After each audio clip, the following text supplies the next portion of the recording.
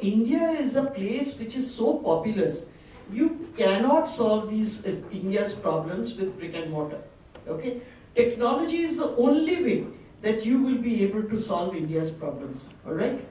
As I told you, workforces everywhere. Consider a school. Consider a hospital. All of these places, the workforces are simply stressed out. Totally stressed out. They're not able to give the kind of service that our people deserve. Now, how do you think that will actually come to pass? It is only when you use technology like Agent Force that you are going to be able to do things. We just talked at the keynote about Hero FinCorp, and they were saying that you can now hyper-personalize the experience for every single customer. You can give a product tailored to a customer. Now that kind of ability to do things for individuals, for a population this large, can never happen without the right kind of technology. So I would say for India, this is a great opportunity. It ultimately brings about the tools that can allow us to come up to potential. Not only a few of us, those that are privileged, but all of us. So I think this is very important for the growth of India. Having said that, I think I'm 33 years in the business. I've done nothing but technology. I can tell you that every technology transformation, the first thing that everybody is worried about, oh my God, is there going to be a negative to this? And I've still not seen a cycle that I've gone through, right, where we have not grown, right? It actually ends up, fueling new opportunities. It ends up fueling much greater value. And even if you look at the history of programming, you think about the days when we learned BASIC and Fortran to where we are right now. Everybody said, when client server came in, they said, oh my God, software development, what is going to happen? Look at what happened. We created factories out of India, right? We took on the opportunity, we monetized it, and now you have multi-$100 billion business today. Take the Tata Group, TCS themselves, right? I mean, they hugely took advantage and value of the opportunity. So I think we need to look at this as a net positive. There are going to be sectorial trends that we will see that will be different, but outside of that, we remain very, very bullish that AI is going to be net positive and it's not going to be a challenge, particularly for this country, right? Like Man says, to solve India problems at scale, you need technology and AI, right? And so that's what I would say. I completely agree with Arundhati ma'am and Arun. In fact, we say that we are the original AI, right? Here India being AI. And we strongly believe that AI is a very important component of not only our transformation, but the transformation of India in general. So you asked about the difference between the global situation in India. I would say, having seen across the world, and I talk to many airline colleagues around the world, the service expectation in India is very high, right? The customers in India expect very high service standards, and the service delivery is also very high, right? So the warmth that we get when walking into an Air India plane anywhere in the world is absolutely amazing. Last 20, 30 flights I've been on, the absolute brilliant service that Air India's crew are providing is inspirational.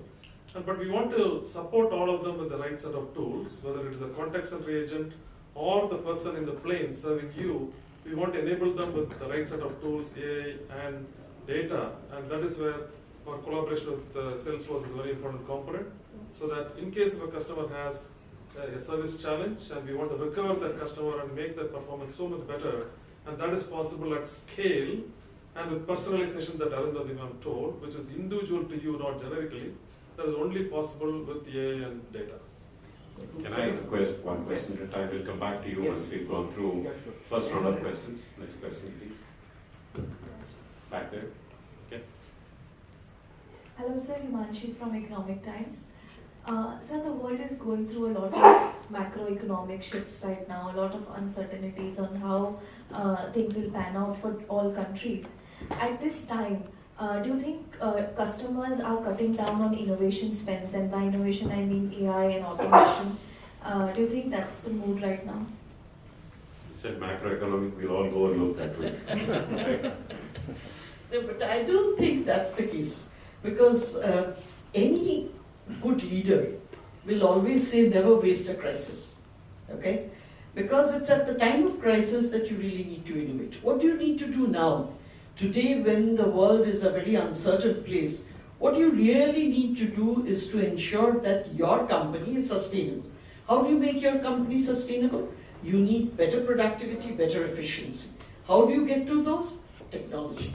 So at the end of the day, today, no organization, and I mean no organization, not a non-profit, not a social sector, not a commercial sector, no organization, not even the government can really expect to be doing well and better unless they have a very strong technology backbone. So if you look at the boardroom conversations across the entire segment, you will find that all conversations are there regarding what are you doing to ensure that you have the best of technology. What are you doing in order to get on with your digital transformation? It's not a good to have anymore. It's a must have. And therefore, if you look at all companies, they are considering this very, very seriously. If there is no problem regarding, if they are not doing this, then I would be really surprised. The only thing I would add to this is that in a time of uncertainty, the technology spend is not questioned, the value will be questioned. Right? And we're seeing a lot of organizations asking that question. I'm happy to spend the technology, but what's my value? What's my ROI? And I'm sure that Dr. Satya, the customer, can reply to this. I can tell you from a demand perspective in India, we have not seen any waning of demand. I've never seen such a protracted period where it doesn't matter what segment, whether you're small, medium business, you're small enterprise, medium enterprise, large enterprises, government, the demand that we are seeing for what we do in the marketplace far outstrips the supply, right? So for us, it's constantly trying to play catch up with the demand, and I don't think I've seen it, even go down. There'll be sectorial, kind of fluctuations that you will see, right? We've seen consumer goods go through a little bit of that. We've seen a few sectors go up and down. In ma'am's time at the bank, we saw the NPA crisis, and there'll be those things that happen. Even through those times, I think when she was the chairman, through the NPA crisis, she invested more in technology at SBI than any of the chairman before. And so I like what she says, never lose an opportunity to invest in a crisis. Yeah, and I think, if you want to substantiate what Arundhati Ma'am and Arun was saying, as a customer, as a very important company in India, we are not looking to cut down on the tech expenditure at all. If anything, it is going to grow dramatically. Especially, look at the confidence we have to place, more than 550 aircraft orders, because we believe in the growth opportunity in India, aviation India in particular, and we absolutely cannot do all that scaling without the help of technology, especially keeping the customer at the center of all this. And the zone that Salesforce is playing is serving the customer and giving the customer great experience, and that is only going to grow, right? Especially with the new powerful technologies like we are seeing today with agentic AI. Thanks, sir. Just one more question. You said, please. okay. I would be doing it a service to, we'll come back to you. Let's do one round and then we'll come back to you. Thank you so much, sir. Sir, how does India differ from other markets when it comes to where Salesforce is present? So when it comes to demand for your offerings or your services, is it sort of the same sort of experience which Salesforce has, or is India different in some ways? The ROI thing which you mentioned, given Indianness on those things, are those things Three things sought after from Indian clients? I would say three things. First is scale, right? Peak season for most countries is one day in a year. If I've got a customer like Swiggy, peak season is 15 days in a month, right? India, Pakistan is a peak season. Pongal is a peak season. It's a peak day, right? Christmas is a peak day. New Year's is a peak day. God knows what else, right? We keep so the scale at which India operates, the sheer population scale, and the transactions per second per hour, we just hands down beat every other country in the world, with the exception of maybe China, right? And we leave China out of the equation for the time being. So one is scale. I think the second is we have to do all of that at India cost. Like Arundhati said, this is the only place where you can get a good pizza for 49 cents. Domino's pizza, for all practical purposes, is $2. What's, today with the inflation in the US, you would struggle to find a Domino pizza, a reasonable sized pizza for anything less than $15, right? We still sell it at $2 in India, right? Of course, with all the offers and everything. So we'll have to do it at scale. We'll have to do it at a cost which is, a fraction of what the world can afford. And we have to do all of this yesterday. I spent a lot of time in Asia and I spent a lot of time in Japan. So if you understand how Japanese do technology projects, they will do a POC for 6 months. And then they will do a production pilot for 1 year. And then they will go into production at the end of 18 months, by which time they've figured out everything that can go wrong in the system. And once it goes into production, it stays for 10 years. Here we will do a POC for 2 days. And we'll go into production the 4th day. And then spend the next 6 months trying to figure out what went wrong, right? And so I'm just saying, there is a cultural foundation here where we have to get everything done yesterday at speed, at agility, because as a market we are so dynamic, we don't have the time and space that some of these mature markets have.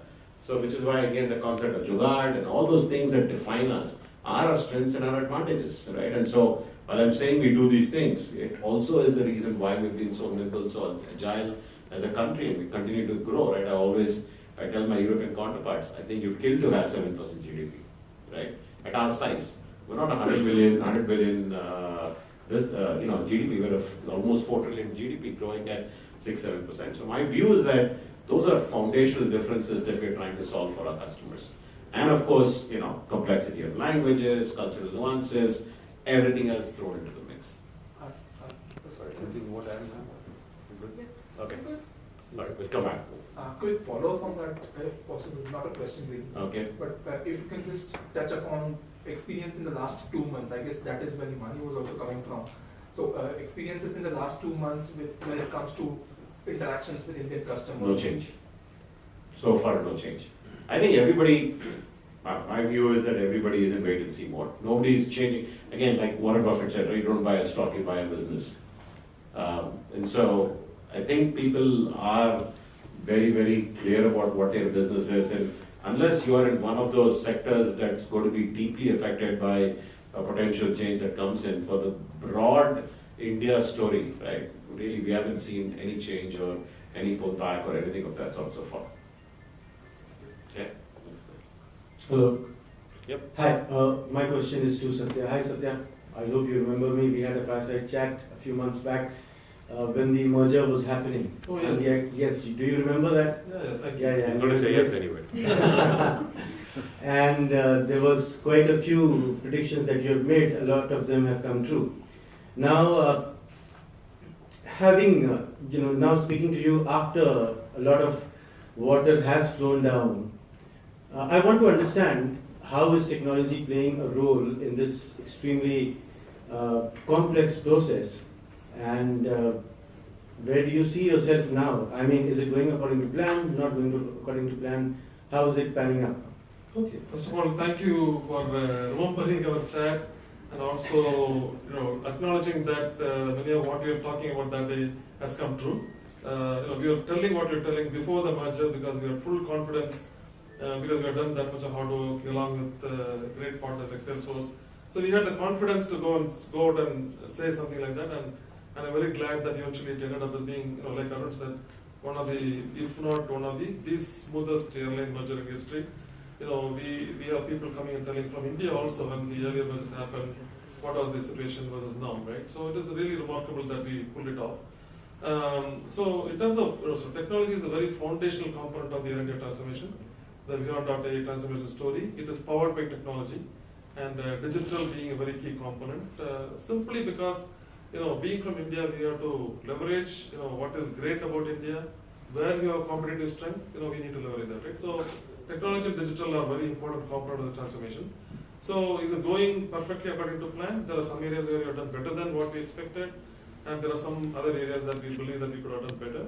But overall, I think like the merger was a classic public example of all the hard work that went in and everything. So it is being recognized whenever I walk into a room of global airline executives. People listen to us with rapt attention because they realize that we have pulled off something incredible in terms of doing the transformation in 2.5 years, and then doing the merger on top of that is something that is unique. And I think it is primarily because we are from India. right? Because India's digital and technology strength is today so unique and powerful at the global level that we were able to pull off something like this. So we have great ambitions going forward. We are only towards the end of the third year of the 5-year transformation. So we have lot of plans to develop and deploy new technologies. And we, like for example, Agent we are very excited about, because it allows us to give our customers a personalized agent that looks out for their interests within the company, gets stuff done for them autonomously with very little direction. And so we are excited by a lot of the new things that are coming up, and we'll continue to deploy those technologies. Okay. Thank you, and we will have a detailed chat later. My name is Mukbil, I represent the Economic Times CIO. Thank you. Thank you. तो मैं अपने boss को दे देता हूँ question, तो देखो स्पष्ट हिंदी में जवाब देंगे। आप भी अच्छे ही बोल लेते हैं, लेकिन ऐसा है कि देखिए, कभी भी जब हम लोग कोई नया चीज अपनाते हैं, उस समय कुछ न कुछ हमारा जो काम के बारे में हम जो काम कर रहे थे, उस काम को छोड़ के हम लोग को कुछ नया सीखना पड़ता है, ताकि नए जमाने में हम नए तरीके से काम कर सकें। अब की जो ट्रांसफॉर्मेशन हो रही है, ये कोई अलग नहीं है। पहले भी हम लोग बहुत बार ऐसे ट्रांसफॉर्मेशन फेस कर चुके थे, और हर बार हम लोग को कुछ ना कुछ अपना जो स्किल है, उसको जो हम कहते हैं कि अपग्रेड करना, हमको अपग्रेड करना पड़ता है। खाली यही नहीं, पुराने जो जॉब्स हैं, कुछ जॉब्स ऐसे होंगे जिसकी और जरूरत नहीं होगी, लेकिन नए जॉब्स आएंगे और हमें सीखना पड़ेगा वो कैसे करें। हम छोटा सा एग्जांपल देते हैं बैंक की तौर से। हम जब बैंक में पहले दाखिल हुए थे, तब हम लोग की सारे अकाउंट्स मैन्युअली होती थी, हाथ से लिखना पड़ता था। जब दिन खत्म होता था, सारे कितने हमारे डेबिट हुए, कितने क्रेडिट हुए, इतने यानी कितना जमा हुआ और कितना निकला बैंक से, सारी चीज हम लोग को हाथ से लिखने पड़ते थे।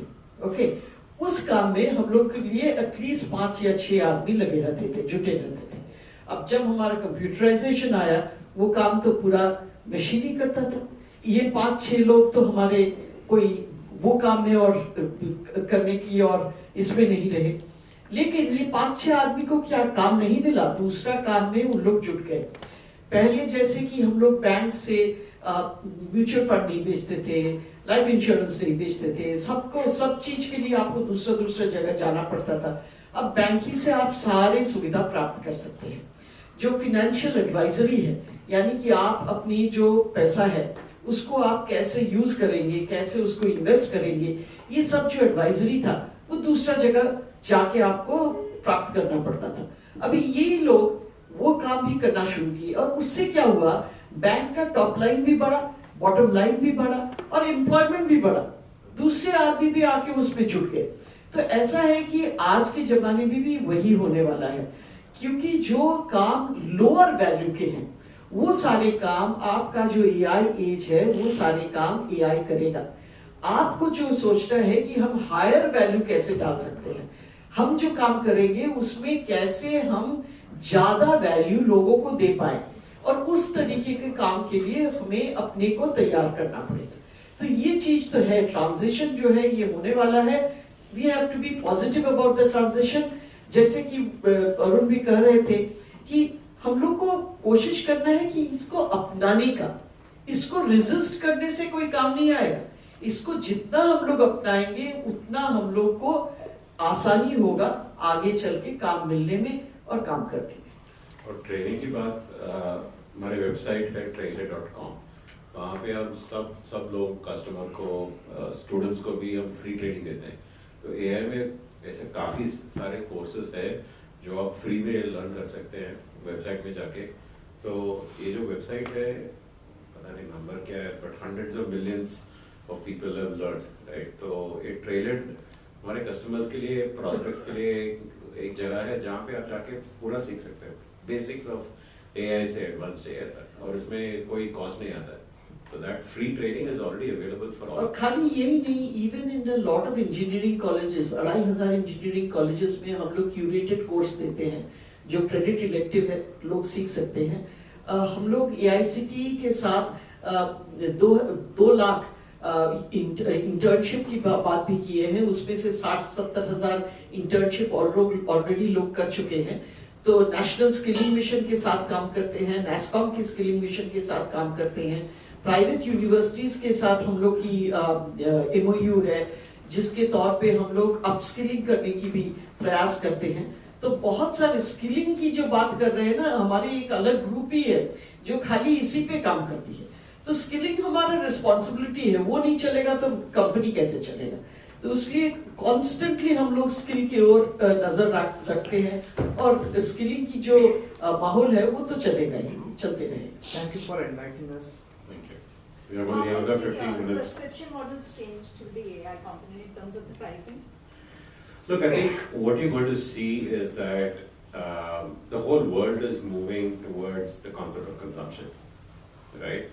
And this is it's a very funny, slippery two-way street. I think Dr. Satya as a customer can attest to this, because the old world, if you remember, much before Salesforce came, software companies sold a license. So I was, in that old world for some time. And then I joined a company called Red Hat, which was a open source company where you can't sell a license because the license to use an open source is free. So you can only sell a subscription, right? But still think about it as a license of sorts to use the software for a period of time, right? And the subscription model basically brought customer success to the fore, because what it said is, I'm subscribing to you for a year. At the end of the year, like for example, right, my daughter is in a college where she subscribed to a telco. The network is pathetic. At the end of the subscription period, she switched to a new telco. So the onus is on you as a vendor to be able to provide the highest levels of customer success. And so subscription models bought in that, but still it was very predominantly license-based. In the world of AI, it's going to be very heavily consumption-based, right? It's not so much the human, but what you consume, because, like he could literally say that I'm going to run my entire customer call center on AI, and that means how many transactions is he going to do, and that transaction equates to how many calls to a large language model, how many reasoning, queries that we are making to our reasoning engine, how much, capacity are we using. There's so many different variables that come in. So I think what you will see is a complete evolution of a consumption model in the world of AI. Very early days, so I think I would say wait and watch. So maybe if you want to. No, I think the consumption model works for our benefit because it is directly related to the business success. And obviously we are being very careful in our spend. We watch our spend very, very carefully with what is called FinOps, financial operations on the cloud side. So we watch our consumption very carefully, but it works for us because it is directly tied to the business success. Right? So this model is again the movement to subscription-based models and consumption-based model has worked out to the benefit of customers like us. So Pablo, just remember what he said. Huh? I think we get the question from Himanshu. Yeah. I think